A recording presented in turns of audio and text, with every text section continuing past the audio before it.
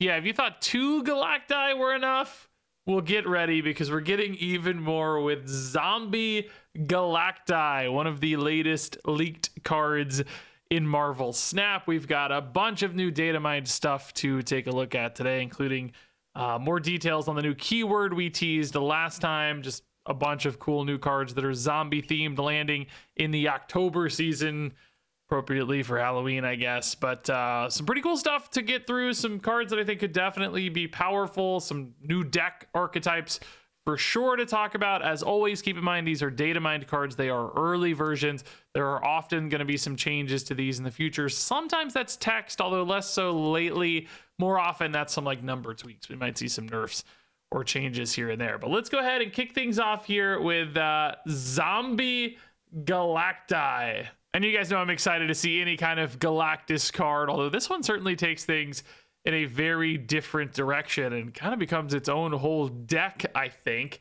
Let's talk about it. This is a 7/4 with start of game. Choose 6 other cards in your deck.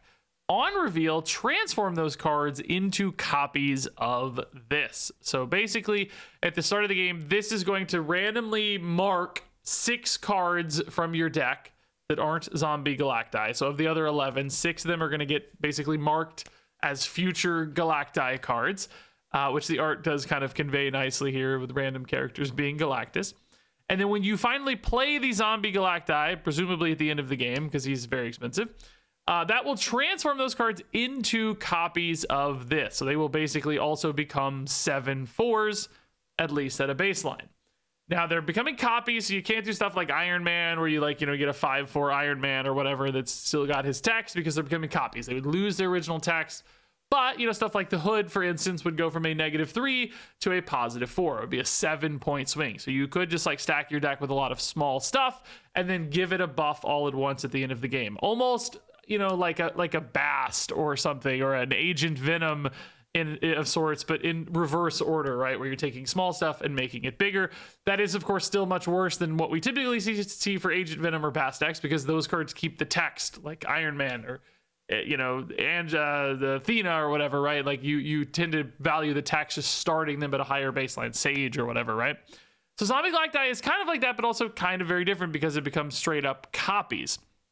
Now, that said, of course, this can also scale because you can give this buffs. As soon as you start buffing this up in some way, you push this to 6 power with Galacti, you push this to 8 power with Shuri, then those transformations become really meaningful, because if your Shuri is a marked card, she becomes an 8 power Shuri. Your Galacti is an 8 power card. You might have 6 bonus cards out there that all instantly jump to 8 power. And if they already had like good on reveals in some way, like you already got some upside out of them and the body is just left behind, then at that point, it's just all stat upside. So for instance, this is a 7 cost card. You might need something like Magic in your deck to make sure that you can actually play this, or maybe an Electro in your deck to make sure you can actually play this 7 cost card. Well, suddenly taking Magic and pushing her up to 8 power, like, okay, shoot, normally I hate playing Magic because she's only 2, right? It's a really big downside, but like, okay, suddenly she's an 8 power card. Like all this little stuff I've played instantly jumps up and becomes way better. And 8 power is just an example. You might be able to push it even further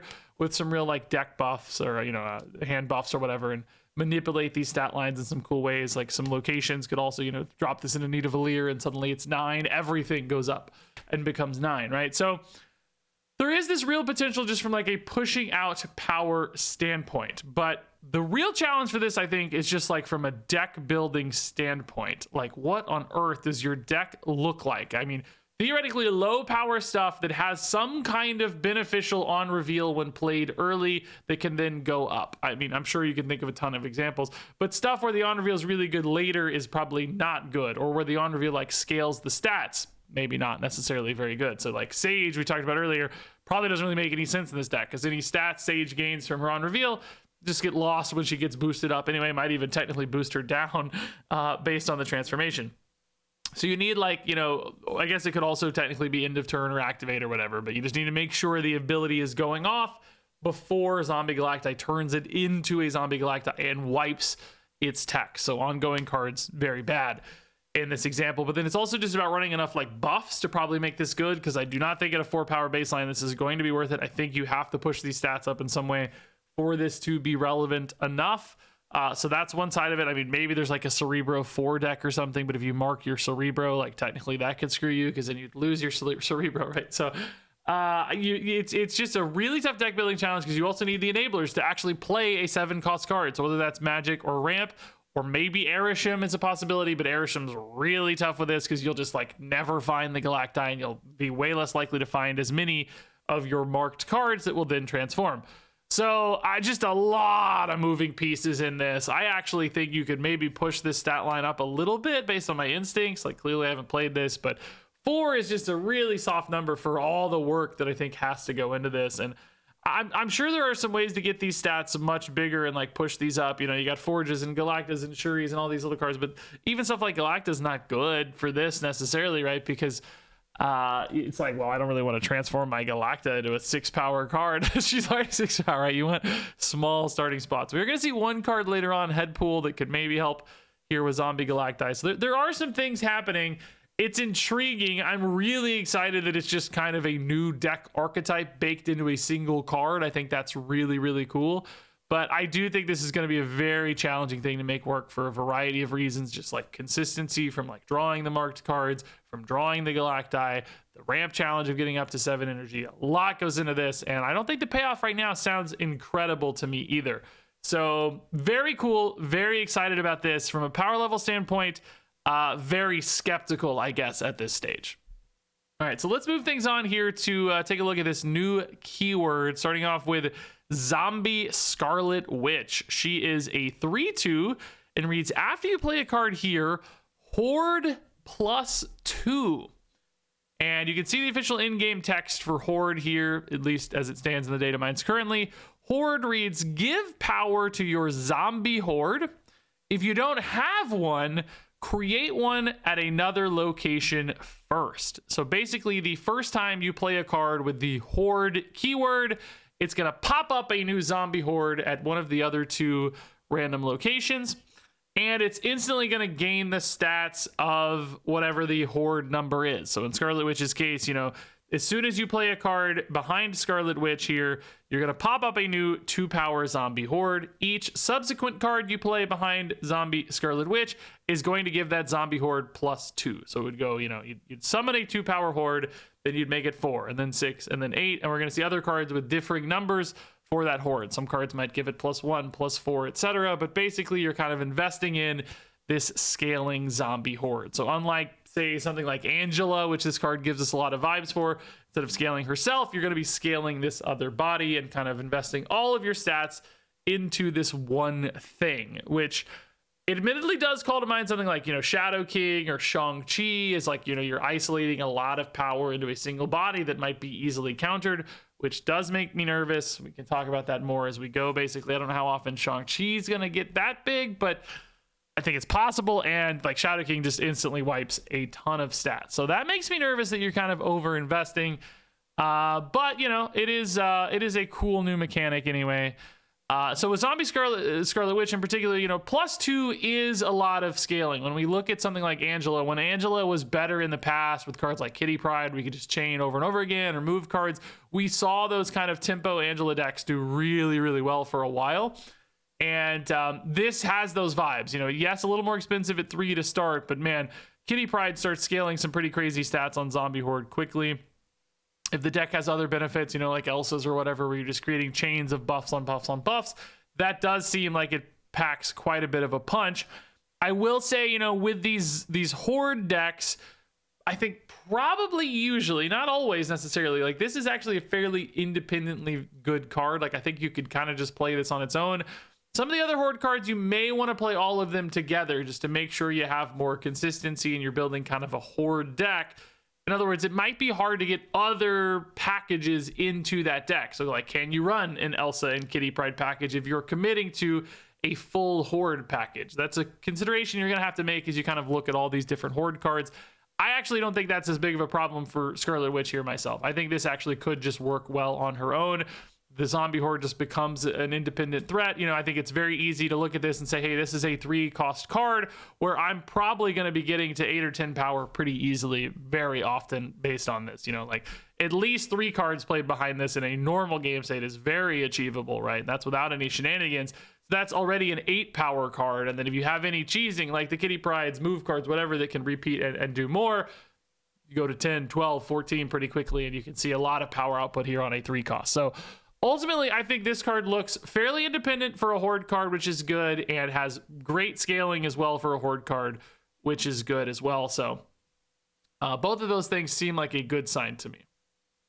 All right, so moving on to our next zombie Horde card. This is Zombie Sentry. He's a 3/4 with on reveal Horde +1 for each of your cards at the right location, which does seem notably weaker to me than Zombie Scarlet Witch. Like, he is starting at a higher base value of 4 power. I mean, I guess that's nice, but it's hard, particularly on curve, to get a lot of cards at the right location. Like, you can play Sentry there himself. He should count himself. Maybe you played a 1 and a 2 drop there. That's like 3 cards. You zombie Horde elsewhere, you get +3 on your Horde. That makes him kind of a 3/7 in total output. 3 on the Horde, 4 for himself. That's like best case scenario, and I think that's just okay. I'm not really excited about that. Like, the ceiling on this card is just not particularly high as it currently sits, and that's perfect scenarios. I think many cases you're only going to get like 1 or 2 for your zombie Horde in this case, which kind of makes him look like, 3/5, 3/6, and that's just not really competitive compared to other 3 drops. Maybe there's some kind of zombie Horde surfer deck where just the fact that he's a 3 in combination with zombie Scarlet Witch, like maybe all that comes together in some way. This is maybe slightly better on turn 6 because you maybe are able to fill out the location by then, and he's kind of a 3/8 in total output. Still not outstanding, I would argue. Still not absolutely crazy or anything. It's still susceptible to some of the risks of the overcommitment into the zombie Horde, where you're putting a lot of power potentially into that one thing in a Horde deck. So, like, maybe this could be, like a zoo deck that's filling out the board really easily or really quickly. Like, maybe this is just kind of a power spike in that deck, but I have a feeling they have other options. Something like a Dazzler might just be cheaper and get you similar amounts of numbers output. So I don't know, dude. I just see some gaps on this one. Doesn't look like the biggest Horde enabler necessarily from like a scaling that up standpoint. I could see maybe pushing the base value up on this. Horde +2 would be pretty scary. That might be too good, or maybe you could do that and lower the base here, something. But just compared to Zombie Scarlet Witch, because this seemingly has a ceiling on it, that just makes me nervous from a power level standpoint. I don't see it looking nearly as good. So moving on here to Zombie Mr. Fantastic. This is a 2/2, so much cheaper. Another Mr. Fantastic, by the way. We now have 3 Mr. Fantastics and 3 Galactus. What is happening with my hair, by the way? Oh my God, it's majestically tall. I just saw. I don't know. We're going to leave it because it's funny. I don't know what I did. Anyway, Zombie Mr. Fantastic 2/2 on reveal, Horde +2. So at a base here, this is kind of just a 2/4. And then of course we have this activate for even more power, which is give 4 of your created cards +1 power. Of course, the Zombie Horde itself is going to be a created card. So right there already you have 1. 1 would not be good enough to make this card played in just any deck, though. I think you absolutely have to have some created cards to make this worth it, and you probably really do want at least 4 created cards. Now, that could be pretty trivial and easy. It could just be like tokens, some squirrels or whatever, or some created cards. Could be something like a Victoria hand deck where you're already running some created cards. You have to acknowledge that like the power output for this and something like a Victoria hand deck is just not nearly as competitive as Victoria hand herself. Like, that has some crazy scaling. Also keep in mind the Zombie Horde does not play well with Victoria hand. She only cares about cards created in hand.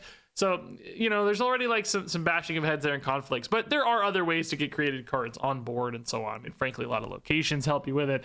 It might not be hard to assemble 4 things here without committing a full deck list to Zombie Mr. Fantastic, but it is something you're gonna have to think about. This is not just a plug and play in any kind of deck as just like a high tempo 2-drop that can get you a lot of stats. As far as like Horde decks, we haven't talked about this much, but a lot of there's really only like one good Horde synergy card that cares about committing in full to your Zombie Horde, So like a full-on horde deck might want to run all the horde cards, but it's also not the most compelling use case either. I guess I'll just go ahead and show that real quick so we know what we're talking about. Zombie Giant Man. This has horde +1, then gains power equal to your zombie hordes. This is kind of like the payoff for making a really big horde and committing to a zombie horde deck. But like as you do that, like suddenly you have a horde deck that also needs created cards, right? And like maybe a horde deck that also needs bouncy stuff like Kitty Pryde or something, right? You might need, and suddenly a horde deck that needs a lot of tokens, which kind of maybe works with Mr. Fantastic and Sentry together, or you need to fill out the right location. So you've got basically all of these kind of demands piling up for a full-on horde deck. And it's like, can you build a list that does all of these things effectively to get full use value out of something like Zombie Mr. Fantastic? Because he's a little bit less plug and play than perhaps both of the previous cards we've seen so far, he is actually just increasing that demand load a little bit on a zombie horde deck. Now, I mean, that said, you know, still 2-8 in power output's pretty solid. So, you know, don't want to write it off by any means. It's just becoming more focused and more niche as we basically look at more of these cards. All right, so our next horde card here is actually a collectible skill, it seems, called the Hunger. And this is just on reveal horde +3, and it's hard to see, but this costs 1 energy. So this is just a way to potentially kick off your zombie horde on turn 1, or, you know, a cheap way to buff it up a bunch late. Like you could, for instance, see a turn 6 line with the Hunger and Zombie Giant Man, where you're just basically giving your horde +3 and thereby your Zombie Giant Man +3, because he's gaining power equal to your zombie horde, where this is just kind of a quick way to dump 6 extra power into play on the final turn, maybe for that surprise factor. So in other words, if you draw this early, cool. If you draw it late, might still be useful in a full-on horde deck in this case. I mean, listen, 1/3 is fine, right? That's a totally fine output for a 1-drop, especially if it is supporting other cards in some way. As we know, though, currently from this zombie horde package, like you've seen it all now. You've seen every single card in the zombie horde package once you consider, you know, Zombie Giant Man. Is that enough for a whole deck to come together? Man, I don't really know. I mean, there's definitely not enough cards to fill out a deck, but like with those other moving pieces we talked about that you need support for, like created card support, token support, maybe bounce support, is that enough? Like, is this package going to like work in combination with other packages? I'm nervous. I don't know. Because like just running a 1/3 for the sake of a 1/3 is not worth it. Like you have to probably hit the zombie man, or the giant man, I mean, to really like pay this off in a big way, because there's no other card that benefits extra. Like there might be some ways to like, you know, build a giant zombie horde and then Arnim Zola it or something, right? Where you're like, okay, I've got multiple ways to support my zombie horde. I don't think it's going to be big enough to make that super compelling.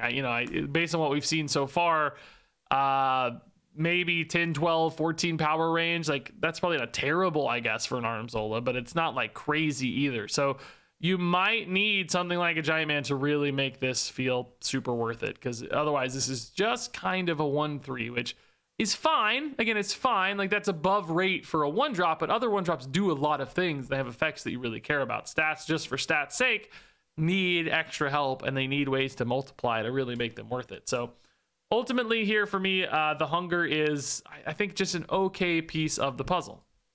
So I guess let's talk about Zombie Giant Man here as the way to like, you know, pay all of this off and make the big crazy guy here, I guess, for your zombie horde. He is a 5/3 with on reveal horde +1. Then this gains power equal to your zombie horde. So let's just say first off, like independently, this card is just utter obvious garbage, right? Like he only gives horde +1. So, you know, you basically have a 5/3 that makes a 0/1 and becomes a 5/4. Terrible base output, right? It's just 5/5 in total stats. But if you've worked this whole game to make a really big zombie horde, maybe you play this on turn 6, I do think, you know, this, like we said, could be maybe 12 extra power, 14 extra power, something in that range seems reasonable to me if you've played a lot of zombie horde cards, which suddenly makes this, you know, 5/15 or whatever, 5/17, which is very big, gets you in that kind of like Gilgamesh-esque range for a 5-drop that can just be giant and solo a spot. And then, you know, maybe you're hoping that your zombie horde has held down another spot minus any sort of Shang-Chi or Shadow King risk. And that's kind of the 1-2 punch that you need, supplemented by all the little bodies from, you know, a little Sentry here and so on. So, I mean, it's nice. It's big. Like, it is really big for a 5-drop. It's still just ultimately a consideration of like, well, do I have enough zombie hordes cards to make this big reliably enough? Because like, what if I miss my Scarlet Witch? Am I going to have enough scaling? What if my zombie horde's only 6 power when I play Zombie Giant Man because I just didn't hit? Like, they're at the bottom of the deck. Whew, that's going to make this real tough. It's going to make this real bad. Like, the density of zombie horde cards might actually just need to increase to make this absolutely worth it, right? I just don't know if there's enough here basically to pay this off reliably enough. Like, it has to hit all in full on zombie hordes consistently to actually be good. So I don't know, dude. Like, yeah, the ceiling's high, but the floor is also pretty low potentially on this. And again, does demand the full horde package to even be a consideration. Obviously not an independently good card. I don't think it'd be crazy if this had like horde +3, you know, like just to give it a solid base. If you just missed, if you didn't hit your horde cards on time, you know, maybe you need a little help here. But again, just not totally in love with this zombie horde package from a power output standpoint. And then I have this bigger conversation I could embark on here about from a design standpoint. I really hate how parasitic this design is. If you're unfamiliar with the term parasitic design in card games, that basically means cards that like only work within themselves, like a keyword or a mechanic or an effect that demands specific support to be good. I mean, in some ways, Marvel Snap has slightly parasitic designs always, like technically like Spectrum, you know, like it's only buffing ongoing cards. Slightly parasitic technically, but you know, ongoing is such a big breadth of the card base, it doesn't feel that way. Like, it's totally fine, right? But these are really narrow and really specific. And like, yes, maybe we'll get more zombie cards over time that make this feel less parasitic, but at least immediately and probably for a long time, these are going to feel like really disconnected to themselves. Like, this card just only works in this exact package, which I think is frustrating from a design standpoint. Like, it can just be kind of limiting and all of that fun, because it's like, well, you know, if I get only this card, I don't have anything to do with it, which then also creates this extra layer of monetization pressure as well, where it's like, well, if I want any of my zombie horde cards to be good, I might have to go for all of the zombie horde cards, which just creates like demands on, you know, I just gotta buy all this stuff. And I think that's really frustrating as well. So I think it's less fun and more problematic monetization wise. You know, some of these cards, like we talked about, Scarlet Witch is probably fairly independent. I think she could just work fine on her own. That's great. I like that.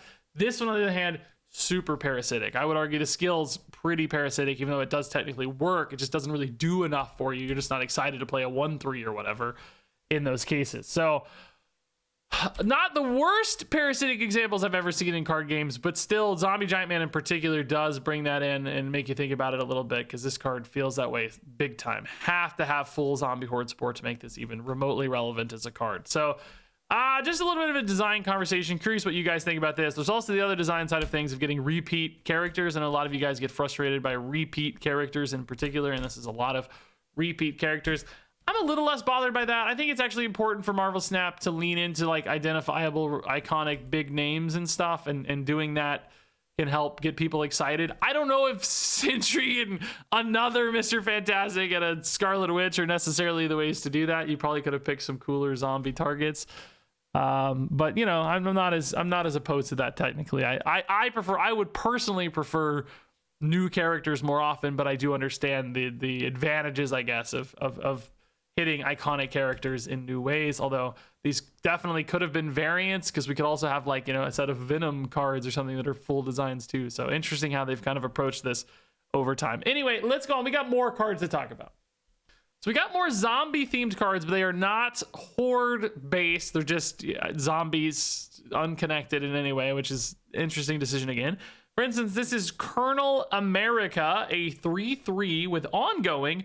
Your other cards here have +1 power for each turn that you've discarded a card, which is important in context with this guy. So let's just go ahead and take a preview here on Zombie Power Man as well.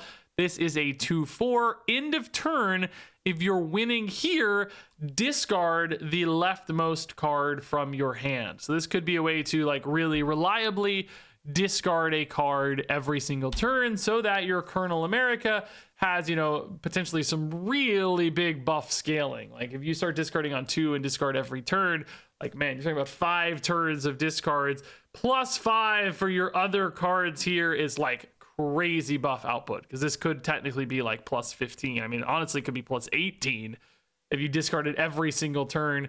A little less likely because you might want to be playing, you know, Colonel America in there, and it's like if you don't hit exactly that zombie power man on turn 2, that's going to be really tough to do in most discard decks. But I think very reasonably here, this could be giving plus 3 power very often to your other cards here, which is plus 9 on top of the 3/3 here, making the total output for Colonel America a 312, which is pretty good. That's a nice rate for a 3-drop, and could push even further, right, if things line up really well. So, you know, 315, 318 in that range of possible. 321, I guess, technically possible here for total output from Colonel America. But, you know, there is a bit of wackiness there when we'll talk about this more of a zombie power man, but discarding the leftmost card in particular, that's going to very often start emptying your hand unless it gets down to like only swarms or whatever, you know, scorns and swarms.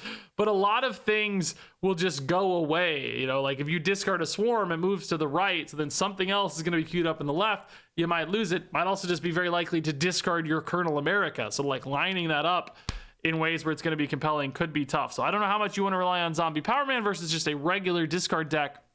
You know, if you're just playing Blades and Calling Wings and normal discards, this might still be worth it, because like I said, I think this could very easily be, you know, plus 3 buffs to a location. That's really nice, especially if you are dumping like swarms later or whatever.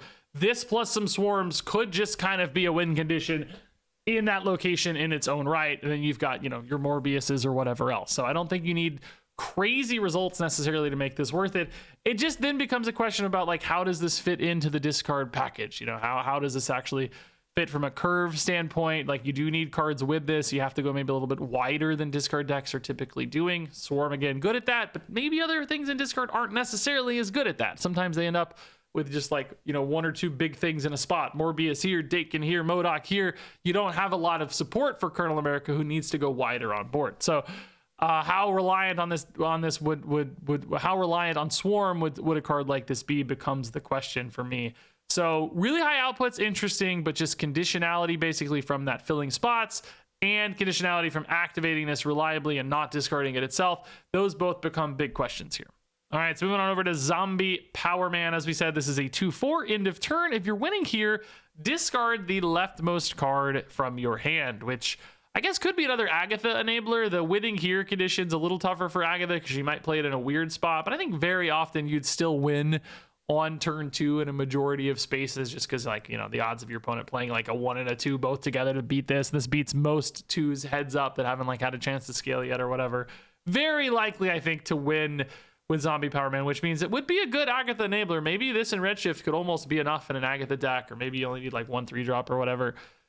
So that's at least a consideration. Now, from a discard deck standpoint, this is like hard, dude. I know from playing Redshift, like sometimes it's just really hard because you don't want to discard that leftmost card. I feel like the rightmost card is a much better target because of stuff like, you know, Swarm or Scorn or whatever getting added back to hand and moving to the right. It often feels like that right spot is a much more supple spot for those discard targets, whereas left is sometimes clunky and awkward. Plus, you don't even necessarily have control over this, which is tough. Like sometimes you might need it to discard and you lose because you're not winning. And then other times you might not want it to discard. It's like, oh God, no, I'm accidentally winning here again. You know, I played this right. And then it's, you know, I don't know, locations did something and I'm suddenly winning or whatever. And I didn't want to be, and I just can't shut it down or whatever. Like the opponent has control. Like, please play right. And they never play right. And you're just like, ah, crap, I discarded the card I didn't want to. So just from like a lack of control and like a nervousness around that leftmost card, this one makes me really scared. And it's like we talked about, I don't really think it's enough of a great enabler for Colonel America necessarily, particularly because like you're just gonna like run out of cards. How do you fill out spots? It's, again, just Swarm that makes sense for me there, where this potentially looks good. It's like once you get down to Swarm, yeah, this is interesting, but every other scenario I think makes this super clunky, and I don't think you can rely on one card to enable this. So for me, unless I'm missing some really obvious play line that I'm not thinking of, which I doubt because we've already explored Redshift a little bit with leftmost stuff, I don't know. The risks here seem high and the payoffs seem pretty minimal to me. So Zombie Power Man just looks kind of clunky. All right, next up is Zombie Captain Marvel, a 4/4 with activate. Destroy your other cards here to get +3 power for each. Move to a location you're losing, which this is some pretty monster power scaling. If you have 3 other cards, that's +9. That makes this a 4/13, which is really big. Like, surprised how big that is. Now, like, of course, theoretically, it's a downside to destroy your other stuff. If you have to destroy some 2 power cards, your total output's not necessarily going to be as high. But of course, if you're playing this into a destroy deck, you don't care. That's good news. I'm destroying my Wolverine, I'm destroying my Deadpool, my Bucky Barnes, whatever. It's all upside if I'm destroying this. And as we know, destroy decks don't really have a hard time filling out a location to maximize that destroy. Like, this could actually almost be a better way to like scale power than even Venom. You know, Venom's nice because he locks in that power, but if this has even smaller targets, you know, Bucky's much better here than on a Venom. It's +3 instead of only +1. So it becomes this really nice way to spike some power. On top of that, you've got this move to a location you're losing, which is an intriguing way to kind of shuffle things around a little bit if you like do this on turn 5. But I think it becomes really interesting on turn 6 in particular if you've lost priority. In other words, if this is the final thing you're doing, this could be a good way to say like, hey, look, I'm going to use this giant 13 power card to make sure I'm going to swing somewhere that I'm losing. Like, the opponent's already done all their stuff. Everything's revealed. Let's see if this can't swing it. Like, technically, there's some risk there. This could actually move you from a spot you're winning into a different spot that you still lose. Like, if they just had some monster play there and she moved and you just didn't catch up or didn't flip with 13, that could be bad. But, you know, theoretically, I think 13's big enough. If you've already put some power out and you just got like Wolverines laying around or whatever, she'd very often swing your spot and kind of be like a pseudo OG Captain Marvel, although not necessarily a reliable one, certainly not a smart one. So it can backfire, could fail, but there might be other instances where that's useful. If you have like, you know, a null mid, you're sure this null is going to be really good because Captain Marvel's boosting it up or whatever. Then she moves into another spot, you know, that you're losing, and that flips there. Like, that can actually be a nice like late game swing to some extent. So I think just from like, regardless of any movement upside, like the power output potential on this is just crazy high. Like 413 is really good. Frankly, 2 things getting destroyed, making this a 410 is still really good. And she's that enabler for destroy decks. There's even stuff outside of that as well. You know, maybe some fire hair decks could use this as a second kind of misery. Frankly, just destroying like squirrels or rocks could make this kind of insane as an anti-junk card. Or maybe if you're running debris or squirrel girl yourself, this could just be a way to clean up some space and get a giant thing in the meantime. So just because the power output on this is so freaking high, I think this card looks really strong. I could actually see this very easily going down to +2 power for each, because I think this card looks very, very good as it stands with those big numbers. And then our final card here is Headpool. He is a 1/1. It reads, when this is destroyed, return it to your hand, then give all cards in your hand +1 power. So a bit like Deadpool of old, but instead of scaling himself, this is scaling your hand, which, you know, in total on average is going to be way less power, particularly after the, like, you know, 3rd or 4th destroys we like to do with OG Deadpool. Once that starts doubling from like 8 to 16, you know, you're netting 8 power, or 16 to 32, which it happens, by the way. Like, that's not that crazy. That's like 16 power per destroy. This is usually going to be more like 4 or 5 extra power per destroy. So the first iteration of this is actually much more power, as long as you're playing those cards out from hand, which is another conversation. You don't always play everything from your hand, so the real power output on those might be smaller. But, you know, it doesn't scale as well, which could change the kind of shape of the deck a little bit, where you don't need to go all in and have, you know, Agonies or Hulk Busters to make your Deadpool bigger. Could kind of change the curve or look of the deck. You could also run other things that are just good buff targets, like we already talked about. Zombie Galacti could be really nice with Headpool, actually, as a way to get like multiple buffs on your Zombie Galacti if you're playing kind of a destroy package for that. Maybe push that up 7 or 8, and then particularly if this is a marked card, you know, this is a 1/1 that would still maybe turn into an 8 or 9 power Zombie Galacti at the end of the game, alongside some other like cheap little stuff or whatever. Although the other buffs in hand would be kind of wasted, I guess, in a Zombie Galacti deck, because they would potentially be getting transformed out, although not all of them, depending on your marked cards, of course. Would this be instead kind of an alternative for like buff decks? You know, we have Sebastian Shaws and you know, Frankie Ray Novas now, and a million different cards we like to buff. Could you run a destroy package buff deck? I think the problem there is just like splitting your deck in half. Like you have to have enough cards that want to destroy, and you have to have enough cards that want to get buffed, and it feels like the deck would be split right down the middle. Whereas right now those decks, like, you know, the buffs themselves are just kind of like independently good cards, you know, Forge, Galacta, whatever, right? It just sort of works on its own. You don't need a secondary enabler like Headpool. You'd have to get a Carnage and then a Venom and then a Deathlock, and you'd still need the buff targets. That feels clunky to me. So is this just kind of like a feeder for destroy decks? Like, is another body, you know, is this a bad Nova because it doesn't hit the board? Is it a worse Deadpool because it doesn't scale as much? I kind of think that. I actually think this is maybe just worse than like Nova or OG Deadpool, because it's not as like decisive as OG Deadpool. Like maybe slightly better at a base, but you know, still clunky, still demands support. I just have a hard time with this one. I feel like the repeatable nature is nice, but it just asks a lot more out of you, and in exchange, I don't know if that's going to be worth it necessarily, just from a running extra cards standpoint. So for me, this is another card that actually does look a little bit clunky. And on that note, that is the October season of cards. Now let's go ahead and let's rank these cards from the one I think is going to be the best to the worst. And I will say, just in general, I do think the power level on these is a little low in general. I think not my favorite batch of cards ever. I think these could maybe stand to get some buffs. My number one card is Zombie Captain Marvel. Number two is Zombie Scarlet Witch. Number three is Colonel America. Number four is Zombie Mr. Fantastic. Number five is Zombie Sentry. Number six is Zombie Galacti. Number seven is Headpool. Number 8 is The Hunger. Number 9 is Zombie Giant Man. Number 10 is Zombie Power Man. And yeah, there you go. I mean, honestly, if I was giving star ratings to these right now, which I normally wait to do until the start of the season, most of these would be like 2-star or less, honestly, right now. I think really niche effects. Like this 4-star card, probably 3 stars for Zombie Scarlet Witch. I don't think she's in the 4 territory for me. Maybe close. Everybody else, maybe 3 here. Everybody else might be 2 or less. Like I feel like these need some buffs, man. I don't know, just like really niche effects, really limited.